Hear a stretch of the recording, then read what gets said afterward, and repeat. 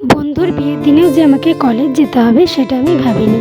তো hello everyone, কেমন আছো তোমরা সবাই? তোমাদেরকে আবারও ওয়েলকাম আমার একটা নতুন ভিডিওতে। আজ সোমবার, এখন বাজে ওই 10টার মতো। তো বেরিয়েছি কলেজ যাওয়ার জন্য। তো রাস্তায় দেখি প্রচুর ফাঁকা আর রোদ প্রচণ্ড। তো আমরা বাড়ি থেকে বের হই সাইকেল নিয়ে, তারপর সাইকেল নিয়ে আসি শিবরাতে, আর তারপর হেঁটে হেঁটে বন্ধুর সাথে গল্প করতে করতে চলে যাই টোটো স্ট্যান্ড পর্যন্ত। তারপর টোটো স্ট্যান্ডে গিয়ে একটা সুন্দর নিজেদের জায়গা করে নিই, আর তারপরে চলে যাই কোলাঘাট। তারপর আবার টিকার স্ট্যান্ডে গিয়ে একটা টিকার ধরে গল্প করতে করতে চলে যাই বন্ধুদের সাথে কলেজ। জানো তো, আমি প্রথম দিন যখন কলেজ আসি তখন আমাদের তো মর্নিং কলেজ হতো, আর এখন তো ডে কলেজ হচ্ছে। তখন যেহেতু আমাদের 6:30 থেকে, মানে সকাল 6:30 থেকে যেহেতু কলেজটা শুরু হবে, তো আমরা প্রথম যে কটা থেকে বের হলে সময়ে পৌঁছাতে পারবো, তাই আমরা কি করতাম 4:30 থেকে বের হতাম। অত ভোরে কখন কোথায় গাড়ি পাবো সেটা তো আমরা জানতাম না, তো আমরা ওই জন্য 4:30 থেকে বের হতাম।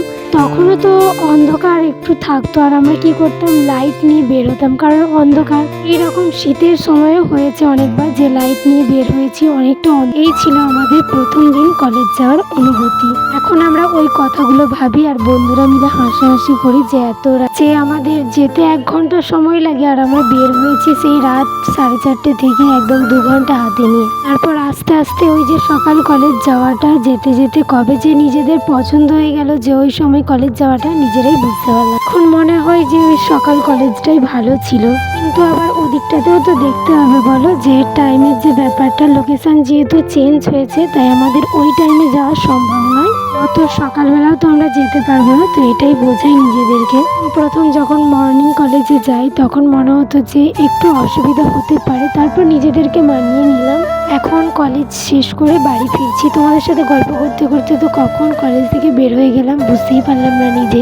এখন আমি বাড়ি ফিরছি, আর সেদিন যেহেতু বিয়ে ছিল, মানে 9th মার্চ, তোমরা অনেকেই জেনে গিয়েছো যে প্রচুর পরিমাণে বিয়ে ছিল। আর আমি দেখছিলাম যে রোডের সাইডে যে কতগুলো প্যান্ডেল রয়েছে।